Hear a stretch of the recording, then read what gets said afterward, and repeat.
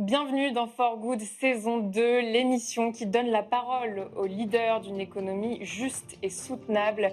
C'est toujours avec grand plaisir que je retrouve Thomas Brozard. Salut Thomas. Salut Alix. Thomas, je rappelle que tu es directeur perma-entreprise de Nord6 et coprésident du mouvement Bicorp en France. Et pour démarrer cette nouvelle saison, nous sommes heureux d'accueillir Sarah Schoenfeld, vice-présidente de C 2027, directrice de l'impact chez Murphy. Bienvenue Sarah. Merci. Également avec nous, Flora Depernay, directrice de cabinet du mouvement Impact France. Bienvenue Flora. Merci. Et enfin, Mathieu Hetzer, président national du Centre des jeunes dirigeants. Bienvenue à tous les trois. Pour ouvrir le bal de cette saison, on vous propose un épisode dédié à la puissance des alliances. Comment développer des collaborations solides qui vont au-delà d'une simple addition de force? Qu'est-ce qui permet la coopération entre organisations? Quels freins faut-il savoir dépasser pour faire entrer l'économie dans l'ère de l'impact? C'est le thème de cette émission. Chaque réseau a sa singularité, mais peut-il contribuer à une cause qui le dépasse? Nos invités représentent chacun différents réseaux. Ils reviendront pour nous sur leur position et les dilemmes auxquels ils sont confrontés. Et dans le goût de Touno, nous ferons un focus sur les coalitions émergentes. Bienvenue dans le premier épisode de cette nouvelle saison.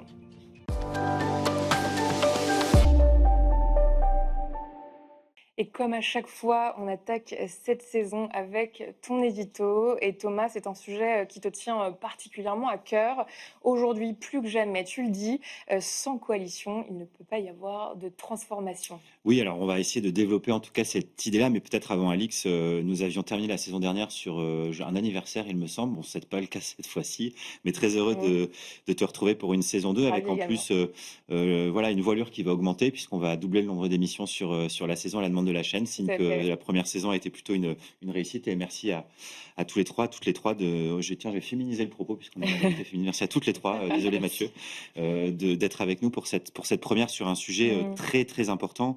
Parce que voilà, il est évident qu'aujourd'hui le monde économique doit évoluer, doit opérer une certaine mue pour soutenir une économie plus juste et soutenable. L'idée qu'on travaille beaucoup dans cette émission d'ailleurs, il va falloir que des coalitions émergent, puisque partons d'un constat, toutes les grandes victoires, évolutions, voire bascules qui ont pu avoir lieu dans l'histoire plus ou moins récente en matière sociale et environnementale ont été le fruit d'œuvres collectives et je pense que nos invités pourront en témoigner dans leur propre vécu au sein de leurs organisations, alors qu'il s'agisse de sujets sociaux, l'abolition de l'esclavage, ou environnementaux, comme plus récemment les accords de Paris, voire, prenons le dernier exemple en date autour de la loi du plomb. Ce sont des coalitions d'acteurs associatifs, institutionnels, entreprises qui ont œuvré ensemble pour obtenir des victoires qui sont progressistes. Sur le volet environnemental, en l'occurrence, on pourrait aussi citer la loi anti-fast fashion qui a été un combat de haute volée des derniers mois pour arriver à un cadre réglementaire qui soit plus favorable à une mode soutenable. Alors, le problème étant qu'aujourd'hui, bien les entreprises souvent se retrouvent un petit peu isolées et parfois même les réseaux se retrouvent isolés. Donc, il faut créer les conditions pour qu'ils puissent davantage œuvrer de concert. Alors, qu'est-ce que ça implique justement pour les entreprises aujourd'hui ? Une entreprise, elle peut avancer seule et très bien avancer parfois d'ailleurs. Il y a de beaux exemples d'entreprises qui ont réussi à opérer des formes de bascule de leur modèle d'affaires, par exemple. On l'a déjà évoqué ici dans des précédentes émissions. Mais assez vite, elle se retrouve confrontée à un problème qui est que si elle n'embarque pas son écosystème, sa chaîne de valeur, ça ne fonctionne pas de façon beaucoup plus globale. Que ce soit pour une multinationale qui pourrait décider de décarboner son siège social, mais qui n'embarque pas ses fournisseurs, alors il est clair que son bilan carbone resterait sans doute très très lourd. Prenons à l'inverse une start-up, une plutôt jeune et petite entreprise, eh bien elle, dans son cas, elle pourrait très bien arriver avec une solution disruptive sur un marché, créer un point de rupture, mais ne pas réussir à le généraliser parce qu'il faudrait embarquer beaucoup plus largement son écosystème pour le faire. Voilà tout l'intérêt des coalitions. Oui, donc ce que tu nous dis, c'est que même les meilleurs élèves se retrouvent bloqués à un moment. Du coup, où est-ce qu'on voit que ça bascule vraiment ? En tout cas, c'est en s'unissant clairement que les choses peuvent changer. Des exemples autour de coalitions d'entreprises intéressantes, comme par exemple la Business for Nature, initiative qui avait été développée par des entreprises dans le cadre de la COP15 biodiversité pour arriver à un index et à une sorte de cadre d'évaluation des impacts sur la biodiversité.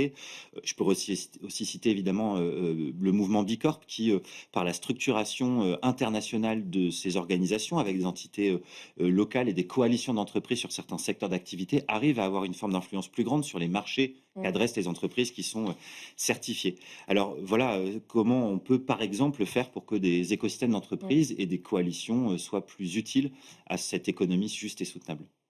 Au fond, quelle est la différence entre une coalition et une addition, d'initiatives Alors, individuelles? la principale différence, c'est que la somme est supérieure, lorsque l'on parle de coalition qu'une simple addition et notamment parce que dès lors qu'il y a, un tronc commun, un message clé, une simplification des Mmh. combats qui sont menés, alors évidemment, c'est plus audible et plus identifiable pour la société civile, par Mmh. exemple, qui cherche parfois, quelle cause, pouvoir, soutenir et puis les coalitions permettent globalement de passer d'actions isolées à une vraie, influence collective, d'une bonne volonté de quelques organisations isolées à, des règles du jeu finalement qui Mmh. changent, notamment sur les marchés financiers ou dans le monde économique en général et puis du caractère pionnier à un vrai changement d'échelle. Mais ça, c'est pas simple quand on a autant de diversité dans l'écosystème. Et alors c'est peut-être aujourd'hui le plus grand enjeu de l'écosystème RSE, de l'impact pour prendre des termes qui reviennent, souvent lorsqu'on parle de transformation durable. C'est qu'aujourd'hui on a, des acteurs historiques, de grands arbres, centenaires qui œuvrent, depuis, plusieurs décennies parfois, hein, pour faire advenir ces sujets-là. Des acteurs beaucoup plus jeunes qui sont arrivés ces dernières années pour embarquer différemment des collectifs, parfois sur des secteurs d'activité, des thématiques précises, on pourra l'illustrer dans l'émission. Mmh. Aujourd'hui, nous sommes peut-être arrivés à un point où il y a une telle profusion de possibilités et d'acteurs différents de souvent petite taille, Mmh. qu'on a du mal à obtenir, un vrai poids dans les débats, au niveau institutionnel pour faire évoluer le monde économique. Voilà pourquoi je pense qu'on va pouvoir défendre aujourd'hui l'idée que sans coalition, il n'y aura pas de transformation. C'est une vraie question que tu poses, Thomas. Est-ce qu'on doit, consolider l'écosystème pour peser, face aux géants ou bien tenter de les transformer de l'intérieur? On en parle justement dans le pour ou contre.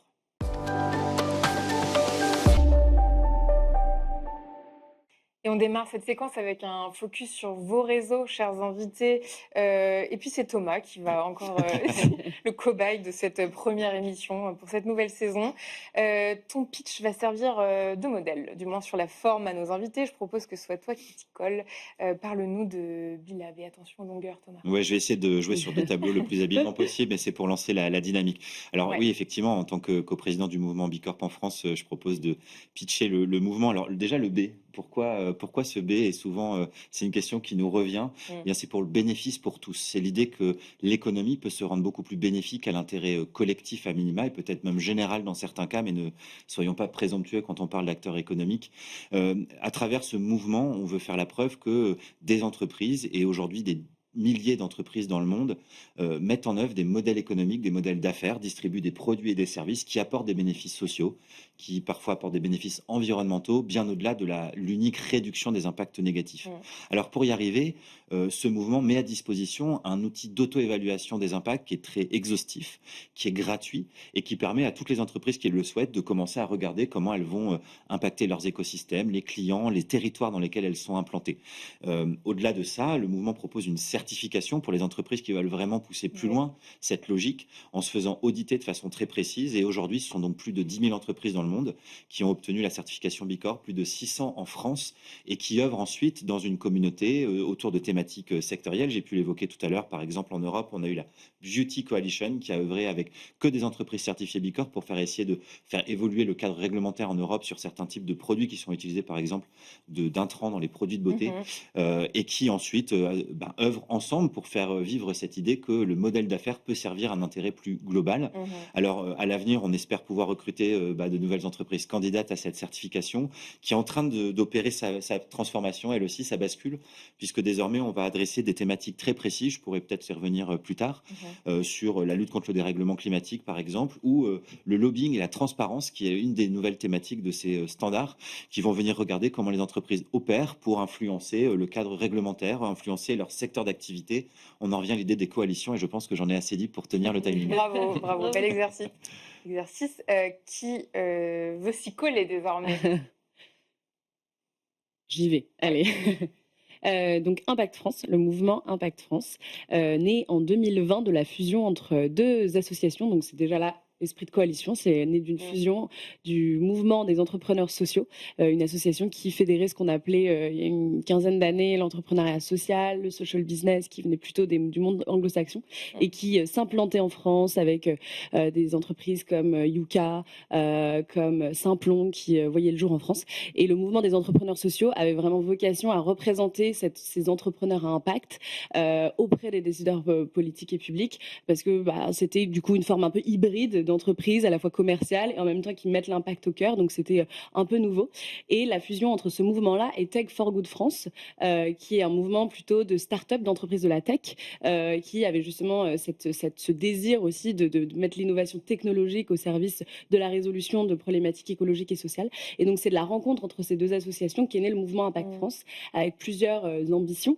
L'ambition, c'est de réunir et de porter cette intuition qui est un peu un pari, hein, c'est de réunir des entreprises à impact, des entreprises qui ont vraiment au cœur de leur modèle la résolution d'entreprises de problématiques écologiques, sociaux, et des entreprises qu'on appelle en transition. Donc des entreprises qui vont être beaucoup plus classiques dans leur modèle, qui vont être des entreprises, des ETI, industriels, de territoire, des grands groupes. Et de la rencontre entre ces deux acteurs, on a la conviction qu'on peut peser, qu'on peut collectivement porter une parole différente que celle du patronat plus traditionnel, pour ne pas laisser en fait les entreprises seules face à leur transformation obligatoire, mais de pouvoir accompagner des réformes structurelles et structurantes qui vont leur faciliter cette tâche d'engagement. Donc aujourd'hui, on est un mouvement qui se veut patronal et à la fois politique, parce qu'on joue, on joue régulièrement dans le débat public, on participe aux questions sociales, sociétales. Donc c'est une hybridation qui est plutôt rare, d'avoir des mouvements patronaux qui se définissent comme politiques aussi. Mathieu, je me tourne vers vous. Quelles sont les origines de votre réseau ? Alors, les origines déjà historiques, le CJD, c'est le plus ancien mouvement patronal de France, puisqu'il a été fondé en 1938. Le CJD est là pour oser imaginer une autre forme, une autre façon de diriger les entreprises. Donc aujourd'hui, c'est 6000 dirigeants de TPE-PME, le CJD, avec une ambition forte, c'est de parler de performance globale. Donc on parle de performance globale depuis les années 2000 au CJD.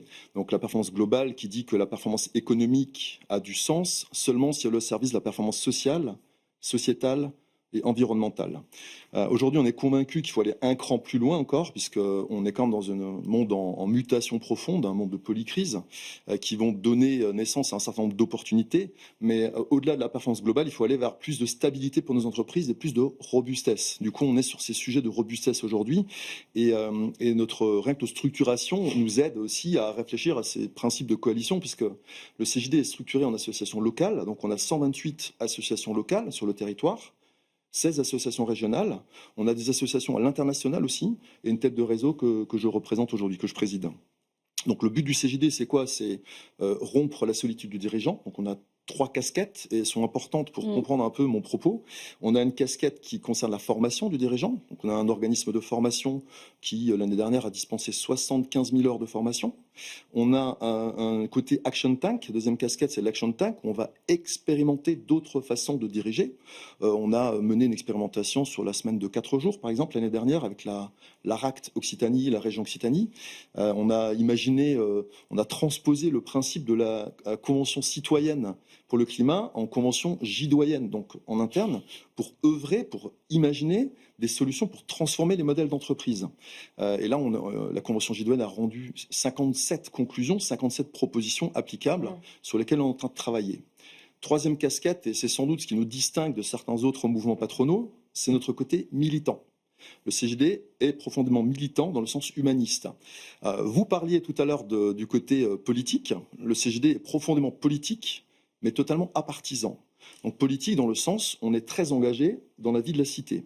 On a œuvré tout au long de notre histoire, par exemple pour la création de l'assurance chômage, pour la reconnaissance de la section syndicale d'entreprise. Pour un mouvement patronal, c'est quand même assez original. On était favorable aux 35 heures, le seul mouvement patronal à être favorable aux 35 heures. Et là, on parle de semaine de 4 jours, entre autres. Donc voilà en quelques mots le CJD. Merci. Sarah, pour terminer. Avec plaisir. Donc moi, je représente EC 2027. Oui. Le sous-titre de EC 2027, c'est « Un quinquennat pour l'économie circulaire ». Nous, on a un objectif économique très fort, très clair, c'est de passer d'une économie linéaire du tout jetable, où on produit, on consomme, on jette, à une économie où on allonge la durée d'usage des produits, qui permet, in fine, de préserver nos ressources et de construire finalement une économie responsable, pérenne, qui est capable de protéger notre environnement, en fait. Combiner ce que certains ont du mal à dire dans le monde de l'impact, mais finalement, une économie, il y a un capitalisme vert, quelque part. Essayer de concilier capitalisme et protection de la planète. Donc ça, c'est notre objectif politique clair, économique, pardon. Et nos moyens d'action sont des moyens politiques. Je me suis beaucoup retrouvée dans ce qui vient d'être dit. Nos moyens sont des moyens politiques, c'est-à-dire qu'on va essayer d'utiliser tous les leviers classiques du lobbying pour convaincre les décideurs publics et politiques de soutenir l'économie circulaire. Et pour autant, on est apartisan. On va aller s'adresser à l'intégralité des décideurs publics politiques à partir du moment où ils sont représentés dans la représentation nationale. Ce qui nous distingue aussi dans cette association qui est assez jeune, hein, qui a été créée avant les présidentielles de 2022 pour essayer de faire émerger ce sujet de l'économie circulaire dans la présidentielle de 2022 et dans les législatives. Ce qui nous distingue, c'est que on est profondément transsectoriel. Donc, on va avoir des entreprises membres qui viennent du secteur de l'emballage, du secteur des transports, du secteur de l'ameublement, des équipements électriques, électroniques, et avec des entreprises de toute taille. On va avoir des grands groupes, on va avoir des PME, des ETI, on va avoir des structures qui viennent de l'ESS, d'autres qui ne le sont pas, qui partagent toutes, en fait, cet objectif de passer d'une économie linéaire à une économie circulaire. Merci beaucoup. Voilà pour la présentation de vos réseaux respectifs. On entre maintenant dans le cœur de la séquence.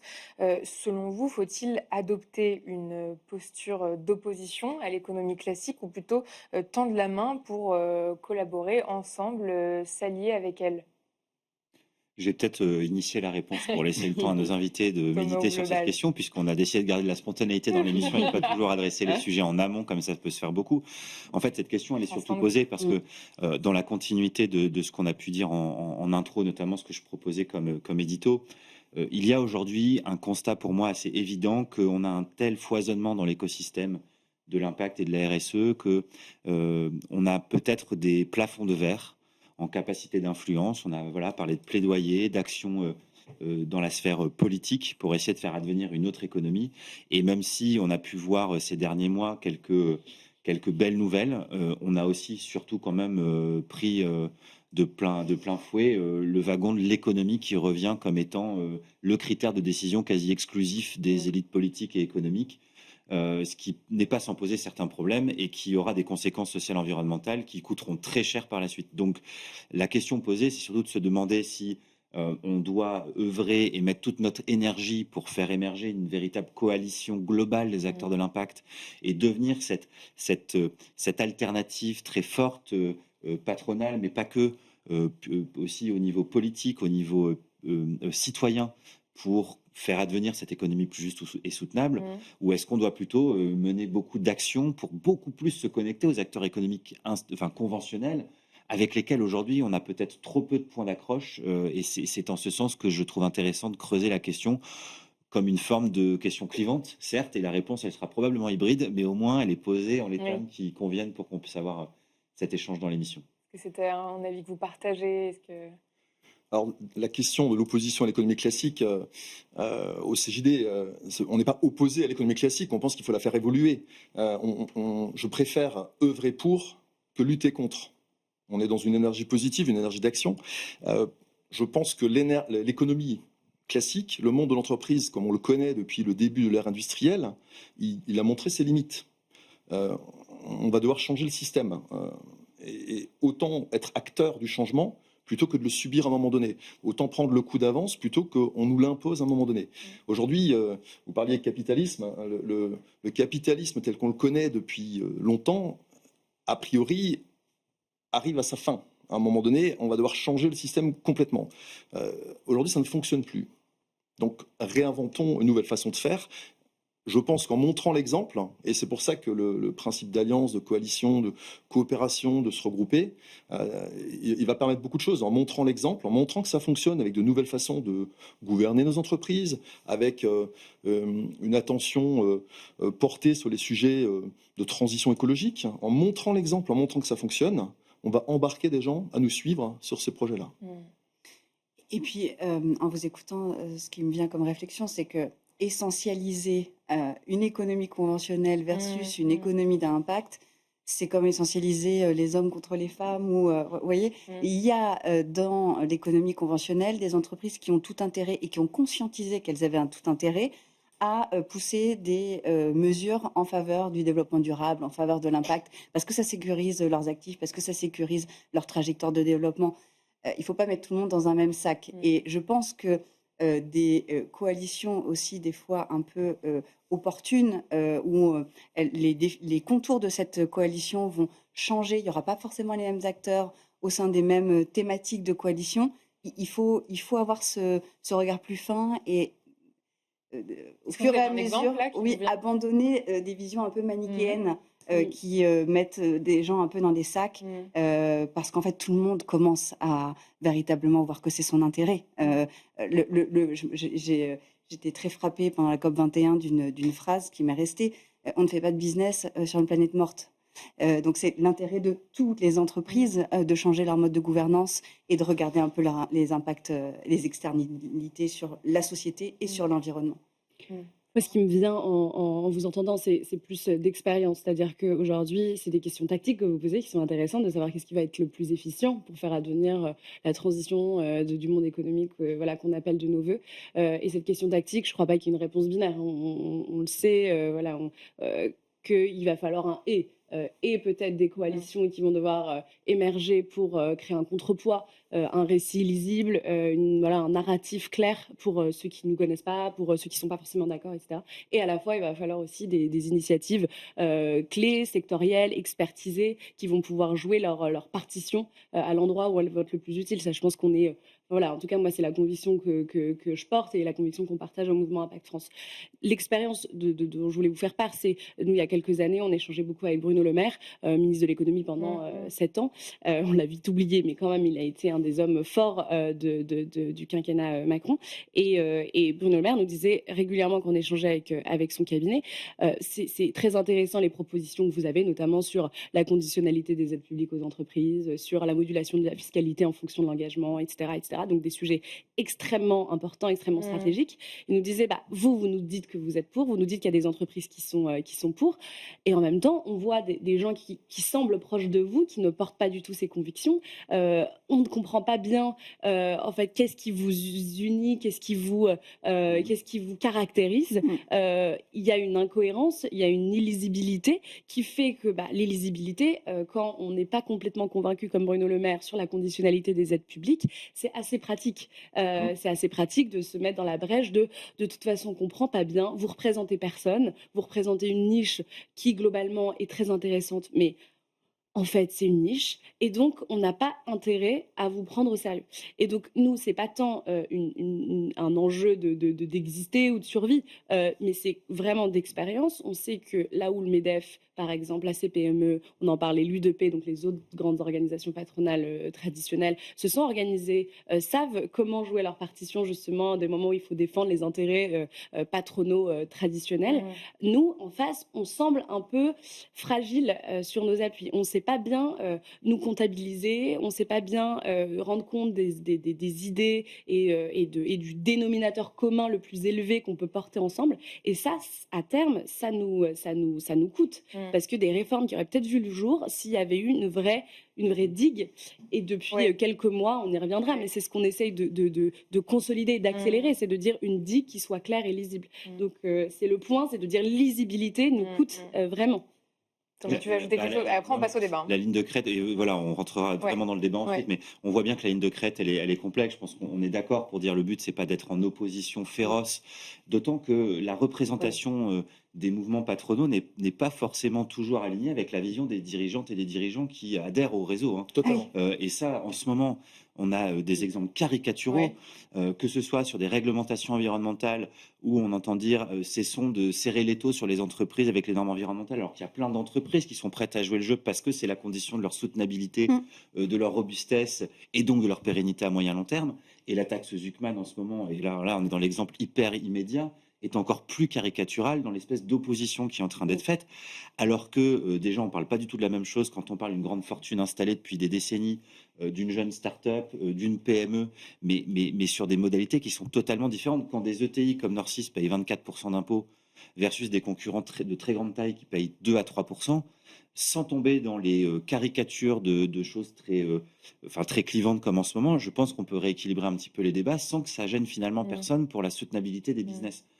Voilà ce qu'il faut qu'on arrive à faire, gagner en lisibilité sans être dans une opposition systématique, parce qu'en plus les sujets sont trop complexes et nombreux pour pouvoir le faire. Mathieu, je vous vois doliner la tête. Est-ce que vous voulez ajouter quelque chose avant qu'on entre dans le mais cœur du débat je suis totalement d'accord Ouais. avec ce que vous disiez. Je pense par contre, il y a quand même eu certains moments récents où on a pu faire bloc, notamment sur la CSRD.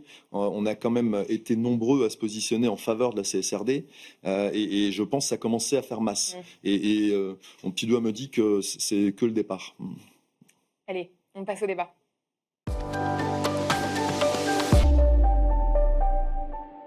Et on a maintenant une bonne idée de ce qui rend vos réseaux respectifs uniques, de leurs initiatives concrètes. On entre désormais dans le cœur du débat de cette émission. Qu'est-ce qui empêche l'économie de l'impact de devenir la norme alors qu'elle est portée depuis longtemps et de différentes façons? Qu'est-ce qui freine la généralisation de l'économie à impact qui se lance là aussi? Moi, je vais commencer peut-être par un Oui. peu plutôt une prise de recul philosophique en fait. C'est que globalement, on nous a appris qu'une entreprise était là pour faire gagner de l'argent à son dirigeant. Si on part de ce constat-là, en gros, ça fausse tout le système et ça empêche les gens de prendre le recul nécessaire pour se dire tiens, il y a peut-être autre chose à faire avec mon entreprise ou avec l'argent qu'elle va gagner. Et à partir du moment où les entreprises, les entrepreneurs, les dirigeants vont prendre conscience qu'elles ne sont pas là juste pour gagner de l'argent, elles, mais qu'elles peuvent avoir un impact plus fort, ça peut changer les choses en fait. Donc commençons déjà par leur permettre de prendre conscience qu'il y a d'autres façons de faire du business, qu'il y a un moyen d'impacter l'écosystème local, territorial, etc., et l'environnement positivement. Donc juste déjà une prise de conscience. Et on se rend compte dans le mouvement, au CGD par exemple, donc c'est des dirigeants qui arrivent dans le mouvement, et effectivement, ils ont été biberonnés toute leur vie, une entreprise, c'est là pour gagner de l'argent. Oui, mais c'est aussi là, ça peut avoir aussi un impact positif au-delà de juste générer du résultat financier. Ça peut avoir un impact social, sociétal, environnemental. Donc déjà, juste commençons par permettre aux gens de prendre conscience. Oui, c'est là pour le coup, je prends ma casquette Murphy, qui est une entreprise de l'ESS agréée ESUS, donc une entreprise solidaire d'utilité sociale. Et ce que notre PDG a l'habitude de répéter, c'est que le fait de gagner de l'argent, ce n'est pas un but en soi, c'est un moyen au service d'un but plus grand. Et la métaphore, c'est quand vous vous levez le matin, votre but ultime, ce n'est pas de respirer, de manger. Vous respirez, vous mangez pour réaliser d'autres choses. Vous réalisez à travers votre travail, à travers vos engagements associatifs. Et ben, faire cette bascule-là, qui est très intéressante, qui a été très bien dit par, excusez-moi, par Mathieu, c'est ça, c'est l'entreprise, son but ultime dans les enjeux du 21e siècle et même les enjeux du 22e siècle après, parce qu'on est déjà pratiquement au tiers de ce siècle-là, ça va être de contribuer à construire une société pérenne, une société apaisée. Et pour ça, il faut qu'elle puisse gagner sa vie, il faut qu'elle puisse être pérenne financièrement, mais il faut qu'elle contribue à quelque chose qui la dépasse. Je souscris. J'ai l'impression que la question, c'est la question permet de faire une autocritique de comment nous, peut-être, on a fonctionné en tant que pionniers, justement, de cet écosystème engagé, impact, vis-à-vis de ce qui n'advient pas tout à fait encore, comme on le disait tout à l'heure, en termes de bascule. Est-ce que c'est une question de culture d'entreprise Exactement, parce qu'on pourrait y incomber beaucoup de facteurs externes, de se dire, il y a des personnes qui ont des intérêts privés qui défendent, qui sont organisées, des milliardaires qui possèdent tel ou tel canal médiatique qui permettent on pourrait aller chercher ces facteurs-là. Moi, je trouve intéressant de faire notre autocritique aussi, en se demandant qu'est-ce qui peut-être ne favorise pas justement l'émergence d'une parole, d'un récit qui peut être mobilisateur, vous en parliez Mathieu, et de revenir un peu sur le rôle de l'entreprise plus largement que sa capacité à générer de l'argent et à financer le dirigeant. Moi, je crois qu'aujourd'hui, on a encore du mal à faire alliance sur nos complémentarités. C'est-à-dire que des secteurs sont là pour créer la prise de conscience. Je pense au Centre des jeunes dirigeants, le CJD, vous parliez de formation Mathieu, moi je trouve ça génial. Nous, on serait incapable de faire ça au Mouvement Impact France, d'aller former des dirigeants sur des sujets de transition écologique et sociale, et c'est génial. Je pense à Bicorp qui va certifier, qui va pouvoir objectiver l'engagement d'une entreprise en créant une certification.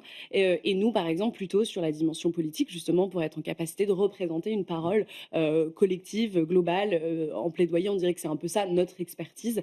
Et je crois qu'aujourd'hui, on n'est pas encore complètement mûr sur la capacité d'identifier les expertises et du coup les endroits où on peut être complémentaires, les endroits où on peut se soutenir pour permettre aux uns et aux autres d'être meilleurs, en fait, d'être les meilleurs sur ce sujet-là. Comment on fait pour que le CGD soit le meilleur espace de formation de tous les dirigeants de France sur ces sujets-là? Comment on fait pour que Impact France rentre dans le dialogue social? Parce que c'est ça, nous, c'est être une organisation patronale.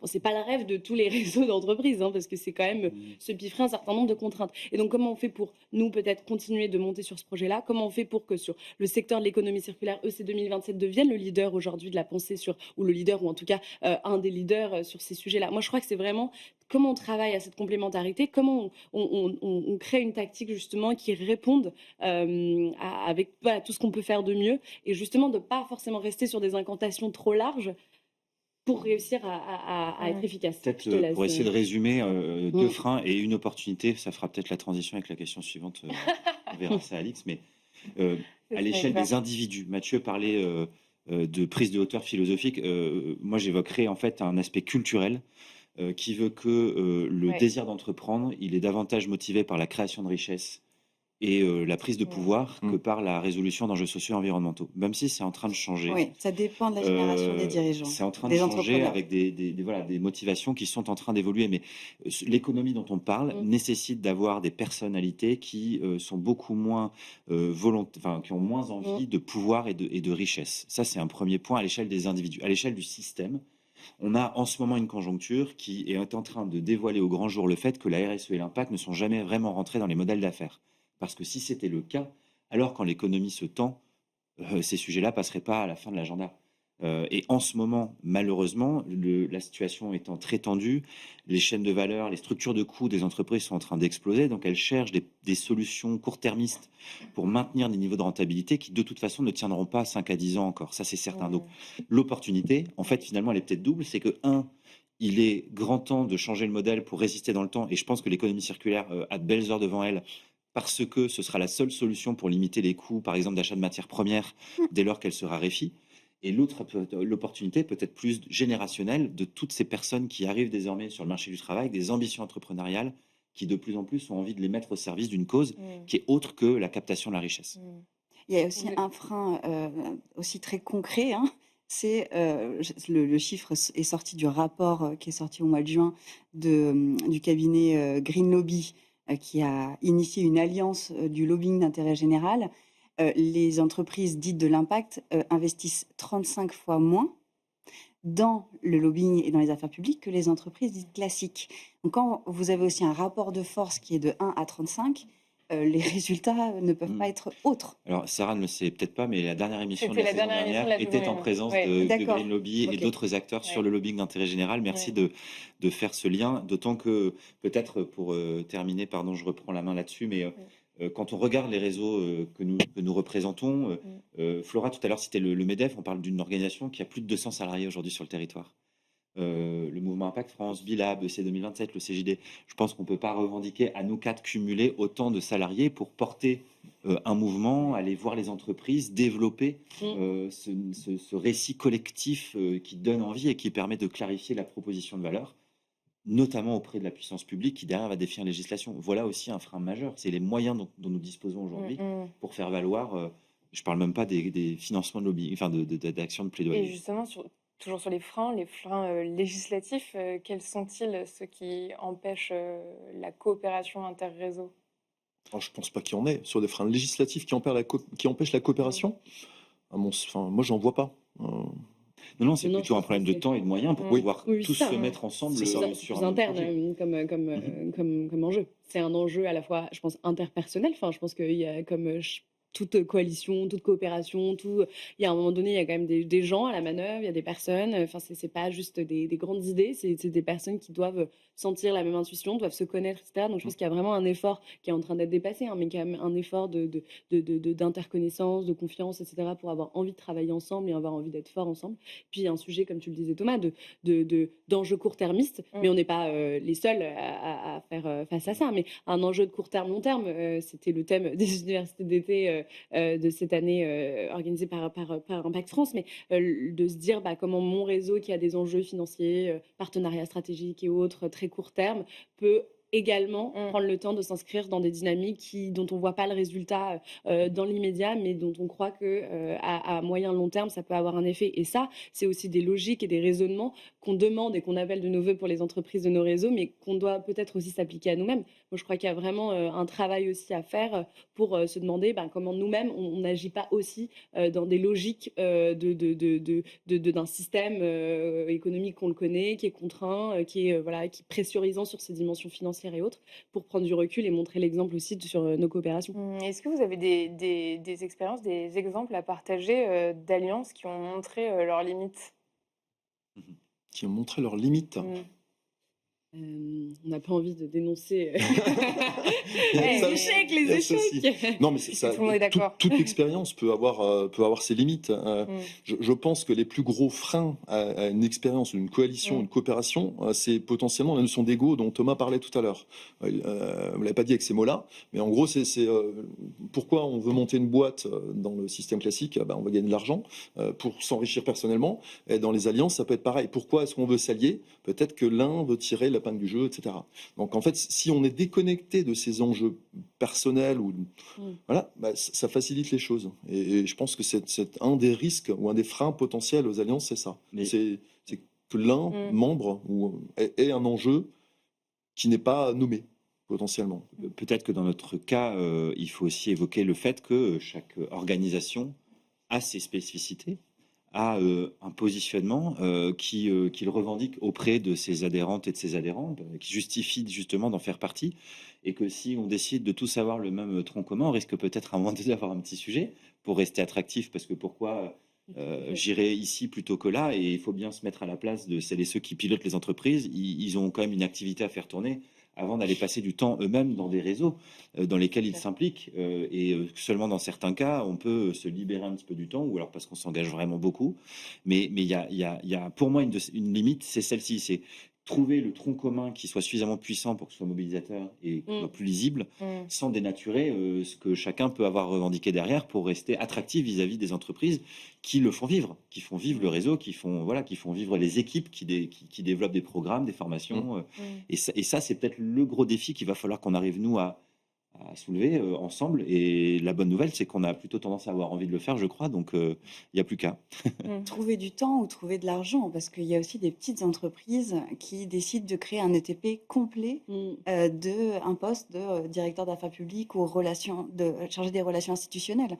Et quand on a des entreprises comme ça qui voient l'opportunité, l'intérêt de dédier quelqu'un à 100% à faire du long terme, c'est ça en fait les affaires publiques, à labourer son champ, à tisser sa toile de manière à ce que lorsqu'il y a une fenêtre d'opportunité, on ait tout le réseau qui est mis en place, on ait fait ses bons muscles pour pouvoir tirer le but et que le ballon arrive dans la cage du but. C'est ça en fait l'objectif ultime d'un directeur d'affaires publiques. Et quand on a un dirigeant assez visionnaire pour pouvoir consacrer un ETP complet là-dessus, il faudrait qu'on ait plus d'entreprises de l'impact qui fassent ce choix-là.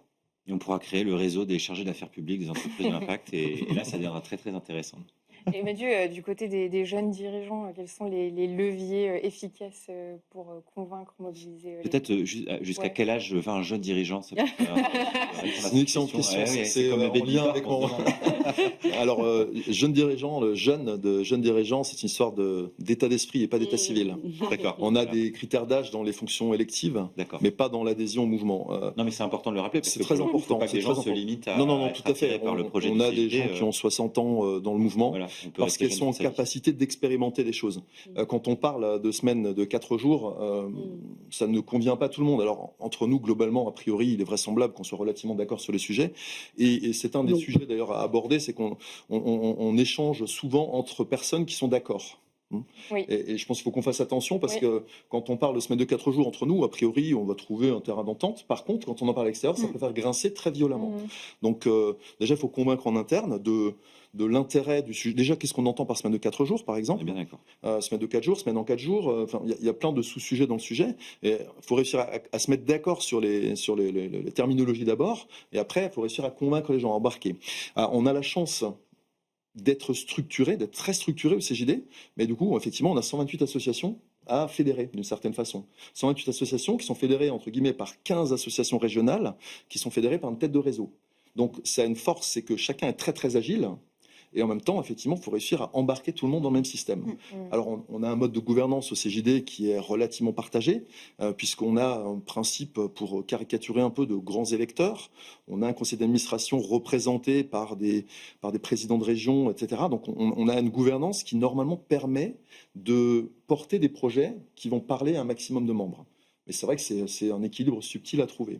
Ça, c'est très important. Je crois qu'une des conditions pour des alliances périclites, c'est l'absence d'ancrage local. Ancrage local ne veut pas nécessairement dire des représentations locales, physiques, partout, mais c'est d'être vraiment connecté aux réalités terrain, aux réalités des membres, parce que ça va vite qu'un réseau soit déconnecté du terrain, pense par lui-même et ne traite pas des sujets du quotidien de ses membres. Ça, c'est un premier frein en fait aux alliances, l'absence de connexion aux réalités terrain, d'ancrage local. Et peut-être le deuxième frein, c'est l'absence de clarté de l'objectif poursuivi. Ici, là, on parle d'impact, on parle de faire la transition vers une économie plus pérenne, plus juste, c'est beaucoup trop vague.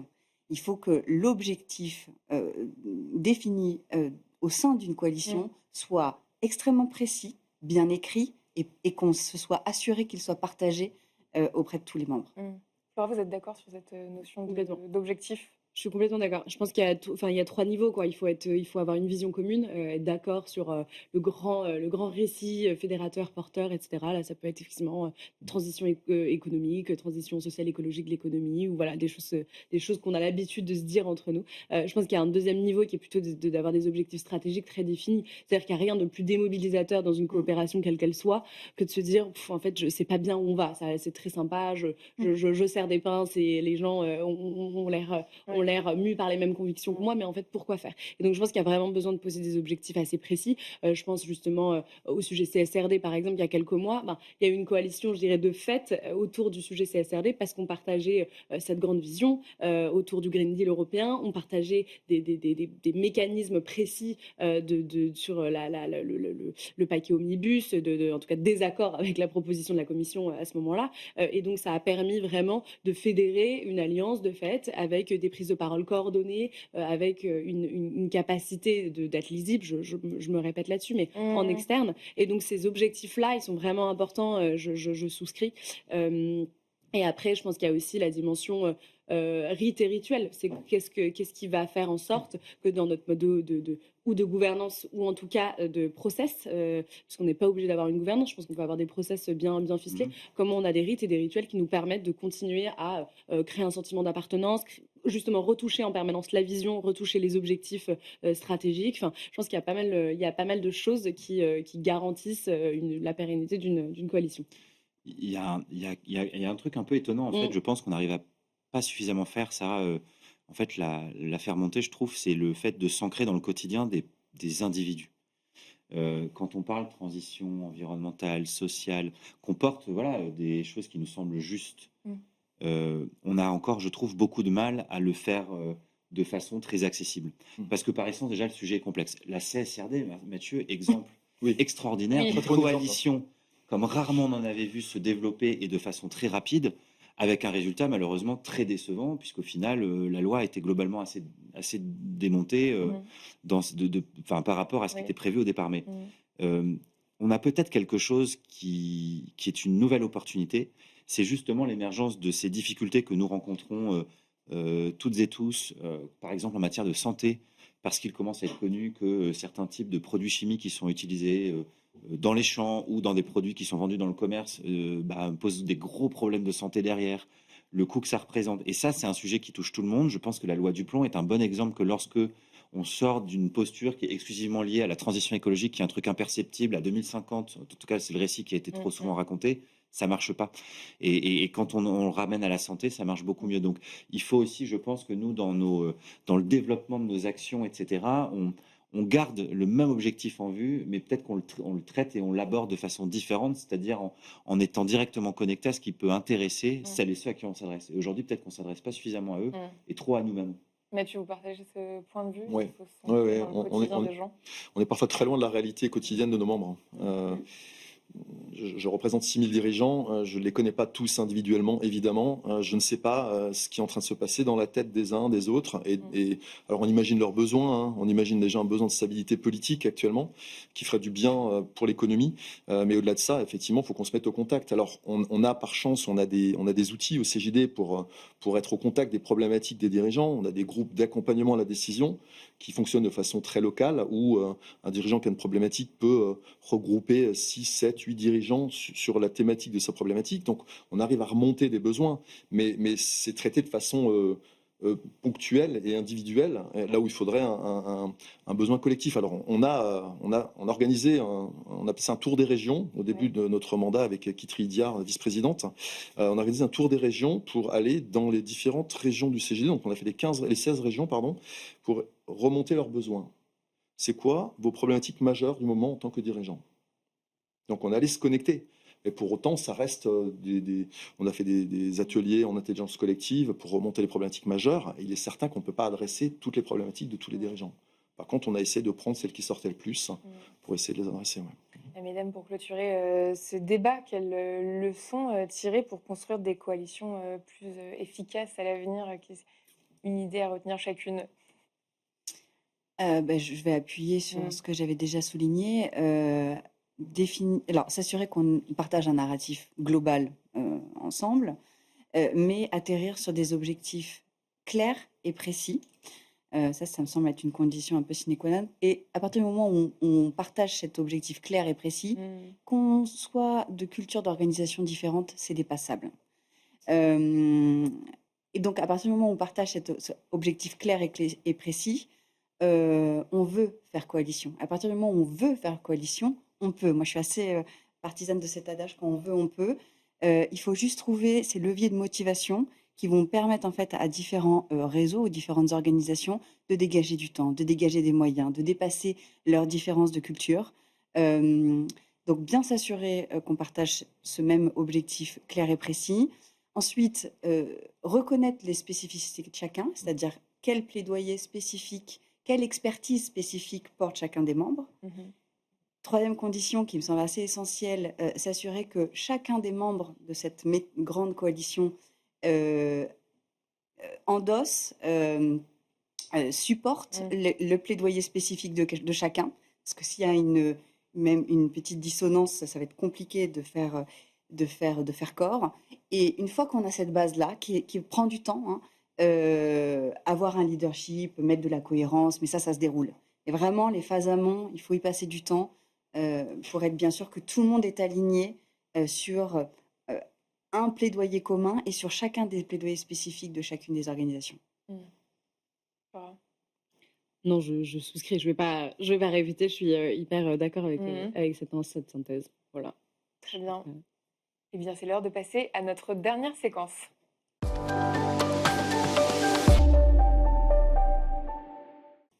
Et pour terminer cette émission, place à notre séquence Good to Know. Bien sûr, je vous propose de conclure avec un tour de table très concret. Est-ce que vous pouvez nous présenter des coalitions émergentes, prometteuses? Thomas va commencer pour rassurer tout le monde, puisque c'est la tradition. C'est le festival de la première émission. Officiellement le cobaye de l'émission. Donc, Thomas, au casse-pipe. Bon, d'autant que si nous sommes ici autour de la table, c'est pas totalement par hasard, puisqu'il se trouve que cela fait quelques mois, Sarah disait il faut prendre le temps de bien poser les 3 premières briques, on va dire, d'une coalition dont l'avenir peut être beau. Nous sommes en train de travailler avec une petite quarantaine même d'ailleurs, de réseaux d'entreprises, principalement entreprises de l'économie sociale et solidaire, entreprises plus conventionnelles dans leur forme juridique, pour faire émerger une seule et même grande force avec un projet commun, un récit commun sur lequel nous sommes tous en accord et qui pour autant ne dénature pas les spécificités des uns et des autres. Ce travail, pour l'instant, on le mène en travaillant sans forcément chercher à le faire connaître plus largement, parce qu'on a besoin de créer ces fondements communs de façon bien structurée et en étant certain de là où on veut aller ensemble. Mais cette alliance de réseaux qui émerge aujourd'hui, dans laquelle on va retrouver Impact France, le CJD, EC 2027, Bilab et bien d'autres encore que je ne vais pas forcément tous citer aujourd'hui, peut-être quand même certains qui s'impliquent beaucoup, Make Sense, la Convention des entreprises pour le climat, voilà, pour en citer quelques-uns.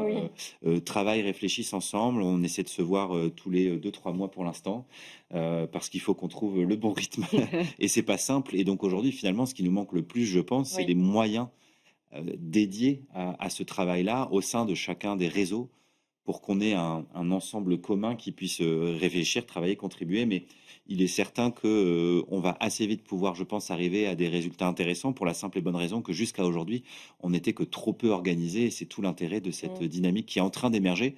Merci au passage à chacune, à chacun pour vos contributions, parce que je pense que ça va pouvoir nous faire avancer avec les bons conseils. Sarah, comme elle le faisait à la fin, avec ces trois briques importantes, je pense qu'on va repartir avec pour travailler sur les meilleures bases possibles. Flora.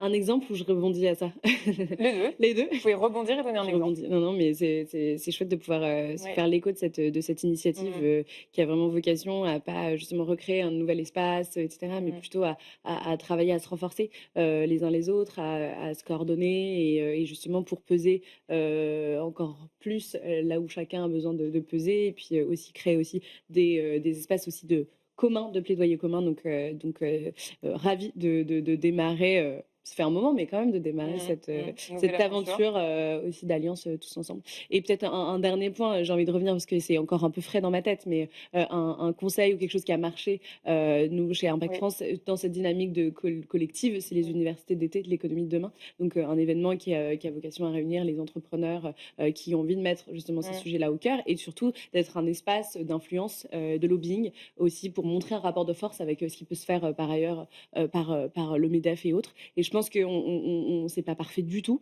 On a vraiment l'humilité de reconnaître qu'il y a plein d'endroits où on peut s'améliorer, mais on essaie de tenir une ligne de crête, de dire comment on porte une vision qui soit collective, portée par Impact France, pilotée par Impact France, et à la fois que ce soit un vrai espace où chacun peut quand même se sentir représenté, peut sentir que dans les débats politiques, etc., on porte une voix qui nous dépasse et qui dépasse Impact France en tant que réseau, on va dire. Et donc, je crois que là, on a aussi un exemple de créer des temps forts événementiels là en l'occurrence, mais des temps forts où justement on dépasse les raisons d'être des uns et des autres pour porter une dynamique globale. Et là, j'ai échangé avec des personnalités politiques qui sont venues, qui nous disaient c'est impressionnant de voir qu'effectivement là, vous commencez à faire le contrepoids d'autres espaces événementiels patronaux parce que justement cette capacité à montrer que vous êtes unifiés, voilà, coordonnés sur les messages et sur la manière. Donc, je trouve que c'est aussi des choses intéressantes à avoir en tête pour construire la suite.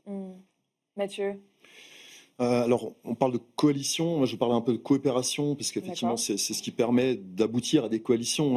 On travaille beaucoup sur ces sujets-là, on a un comité de pilotage dédié à ce sujet de coopération, et finalement on se rend compte, ça a été dit, que quand l'objectif collectif au service de l'intérêt général dépasse les objectifs individuels, quand on oublie d'éventuels enjeux de concurrence ou je ne sais quoi, effectivement, ça peut fonctionner. Donc, ça peut fonctionner et ça fonctionne, hein, puisque effectivement, on prend plaisir à se retrouver aux UED organisés par le mouvement Impact France. Effectivement, on s'est retrouvé en début de soirée avec quelques acteurs de l'impact, on va dire ça comme ça. Et naturellement, la soirée s'est poursuivie avec des débats passionnants autour de certains sujets. Donc, regroupons-nous pour avoir plus de voix et plus de poids, parce que c'est ce qui va faire la différence. C'est en se regroupant, en étant visible aujourd'hui sur les réseaux, dans les médias, etc., en parlant d'une même voix. Parfois, on parle d'une même voix sans se rendre compte dans des médias différents au même moment, sans s'être concerté. Ça s'est produit encore aujourd'hui, et ça, c'est absolument incroyable. Et en étant audible, eh ben, on sera entendu, en fait. Et le mot de la fin vous revient, Sarah. Merci. Des coalitions prometteuses, pas forcément nouvelles, mais en tout cas prometteuses, celles dans lesquelles je mets mon énergie, mon temps. C'est évidemment EC 2027. Je vais prêcher pour ma paroisse, mais on a là c'est ce que vous avez tous fait. une association jeune, dynamique, vraiment un plaisir de travailler ensemble. C'est ça qui est chouette aussi quand on travaille en externe de notre entreprise, on peut choisir avec qui on travaille. Et je trouve que les valeurs humaines sont vraiment essentielles quand on travaille de lobbying sur ces sujets-là. Donc voilà, EC 2027, c'est fait. Des coalitions prometteuses. J'ai aussi travaillé à un moment donné dans ma carrière au comité 21, qui vient de fusionner, alors je ne sais pas si c'est le bon terme, mais avec le Global Compact. Ce rapprochement, moi, je l'avais vraiment souhaité de mes voeux auprès des administrateurs du comité 21 en disant cette galaxie de réseaux généralistes du développement durable, on avait coexisté, etc. Fusionnons, ou en tout cas, allions nos forces pour pouvoir mieux peser. Je trouve que c'est très important. Et puis, voilà. C'est déjà pas mal. Et voilà, donc coopération, consolidation, voilà. Et puis finalement, ce qu'on va chercher à faire maintenant, c'est faire émerger ces coalitions. Voilà, on va continuer à développer le concept tout au long de l'année, je pense, Alix, pour donner la parole à celles et ceux qui font une économie juste et soutenable. Peut-être pour terminer, parce que ça a été dit, l'économie de demain, mais en fait, l'économie de demain, elle existe déjà aujourd'hui et c'est tout ce qu'on va chercher à prouver cette année. Le très beau mot de la fin. Merci Thomas. Avec plaisir. Merci Sarah Schoenfeld, vice-présidente de C 2027, directrice de l'impact chez Murphy. Merci à vous, Flora Depernay, directrice de cabinet du mouvement Impact France. Et enfin, merci Mathieu Etzner, président national du Centre des jeunes dirigeants. Quant à moi, je vous dis à très vite sur Be Smart for Change.